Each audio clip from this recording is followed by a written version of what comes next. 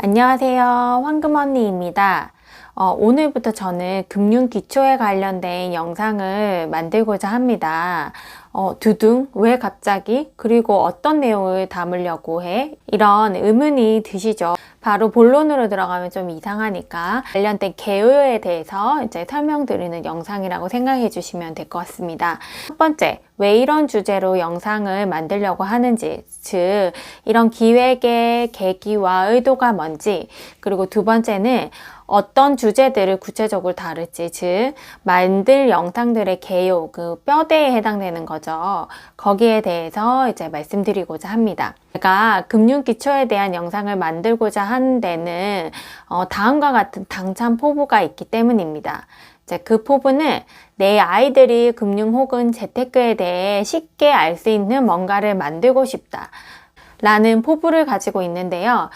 이런 생각을 하게 된 계기는 저희 집 아이가 저에게 한 질문 때문인데요. 때는 바야흐로 코로나가 세계에 유행하기 시작한 팬데믹 초창기 때 이제 여러분들 주식이 급락했던 것들 다 기억하고 계시죠? 그래서 그 당시 제가 걱정이 많이 되어가지고 주식 TV 채널을 주구장창 틀어놓은 적이 있어요. 그래서 TV 채널에서 이번 미 연준이 금리를 어쩌고 저쩌고 그래서 이날을 한 해 만에 이런 말들이 계속 쏟아져 나왔습니다. 그리고 연준 금리 인하 소식에 제가 다행이다 이런 말을 남편과 나누고 있었는데 그 당시 7살이던 첫째 아이가 와서 엄마 금리가 뭐예요? 이렇게 질문을 한 거죠. 그때 제 반응이 어땠냐면 갈 곳 잃은 눈동자 그리고 버벅거리는 입 당황한 거죠. 저는 너무 당황해서 이제 엉뚱한 말을 계속 해댔어요. 금리는 중요하다, 블라블라블라. 금리가 내리면 돈이 풀린다, 블라블라. 아들의 입장에서 전혀 이해가 안 되는 말을 한 거죠. 아들이 이해가 안 된다는, 당연히 이해가 안 됐겠죠. 이해가 안 된다는 표정을 짓고는, 아무 대답도 하지 않고 그냥 엄마 설명을 외면하고 자기가 하던 일을 계속 하더라고요. 아이는 엄마가 엉뚱한 말을 하고 있다는 것을 기진같이 압니다. 그때 그런 생각을 했어요. 내가 은행원인데 그리고 은행에서 제일 많이 쓰는 단어가 금리인데 아이에게 금리에 대한 설명을 제대로 하지 못하고 있다는 것이 황당 그 자체이다. 그리고 TV에 나오는 저 금리라는 용어가 기준금리를 말하는 건데 우리 아이가 살면서 금리라는 용어를 수없이 많이 접할 거고 그때마다 조금씩 다른 의미로 금리가 쓰일 텐데 그걸 아이는 이해를 할까? 머리가 조금 복잡해지더라고요.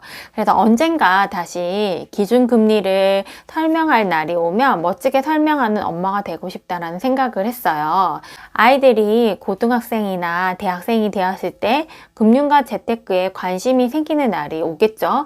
저는 오리라고 생각을 하고요. 그때 이런 이야기들을 해주면 좋겠다. 이렇게 생각하는 것들이 있거든요. 그런 것들을 영상에 담아보고자 합니다. 이번에는 앞으로 제가 여러 영상들에서 말씀드릴 주제에 대해서 설명드리고자 합니다. 그러니까 뼈대에 해당되는 부분을 지금 간략하게 그림 한 장으로 설명을 드리려고 하고 있어요. 자, 여러분, 금융 혹은 재테크를 알고 싶어 하는 이유가 뭘까요? 부자가 되고 싶어서 심지어 제자리를 유지하기 위해서일 수도 있죠. 최근에 특히 작년에 벼락거지라는 말이 SNS에 많이 언급되곤 했는데 부자가 되기를 바라지 않고 상대적인 박탈감 그러니까 이제 내가 속한 그룹에서 나만 뒤처지는 것 같은 그런 기분 나쁜 그 느낌 있잖아요. 그것을 느끼지 않기 위해서 제자리 수준만 유지하기 위해서라도 재테크의 공부에 더 열을 올리는 분위기입니다. 사실 어쩌면 우리가 자본주의 사회에 살아가니까 돈, 금융, 재테크를 아는 것은 상식이라고 봐도 무방합니다. 이제 다시 부자 얘기로 돌아가서요. 부자가 되는 방법은 한 줄 식으로 정리가 됩니다. 소득에서 소비를 빼고 그렇게 되면 남는 것이 순소득입니다.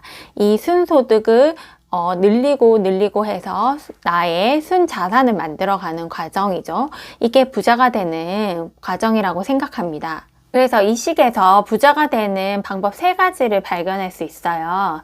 첫 번째는 소득을 늘린다. 그러니까 빼기 전 금액이 소득이 많으면 많을수록 좋은 거죠. 그리고 두 번째, 소비를 줄인다. 빼기가 되는 거니까 소비는 적으면 적을수록 좋은 거죠. 그러니까 소비가 많으면 좋지 않아요. 그리고 세 번째는 순소득을 잘 투자하거나 저축을 하고 또 레버리지를 일으켜서 부동산도 사고 그리고 위험에 대비하는 거죠. 그래서 순자산 자체를 늘려가는 거. 그게 부자가 되는 방법이죠.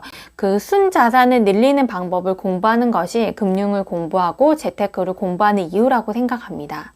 다시 구체적으로 말씀을 드리자면 우리는 평생 일을 하면서 소득을 얻죠. 이거를 근로소득이라고 말을 하는데요. 그리고 일뿐만 아니라 부동산이나 뭐 어떤 자산에서 현금이 발생하기도 합니다. 이런 것들은 자산소득이라고 부르죠. 아무튼 이런 자산소득도 있고 그리고 사업하시는 분들은 사업소득이 있죠. 이런 것처럼 아무튼 우리는 소득을 얻습니다. 그래서 소득이 많으면 많을수록 이거는 좋은 거죠. 부자가 될 확률이 높아지는 겁니다. 그리고 두 번째로 우리는 사고 싶고 먹고 싶은 것들에 돈을 씁니다. 이제 소비를 하는 거죠. 그래서 소득이 아무리 많더라도 소비를 많이 하면 남는 게 별로 없겠죠. 반대로 소득은 적지만 소비도 좀 적게 해서 순소득 자체를 늘릴 수도 있는 겁니다. 그리고 세 번째, 소득에서 소비를 빼는 거죠. 이렇게 되면 순소득이 나옵니다. 이 순소득을 잘 투자도 하고 저축도 하고 레버리지를 일으켜가지고 부동산 같은 자산에도 투자를 하고 혹시 다가올지 모르는 위험에 대비를 하면서 살아갑니다. 이렇게 순소득을 자산으로 불려가는 방법, 그 방법을 공부하는 것이 지금부터 제가 말하고자 하는 금융 혹은 재테크에 대한 이야기입니다.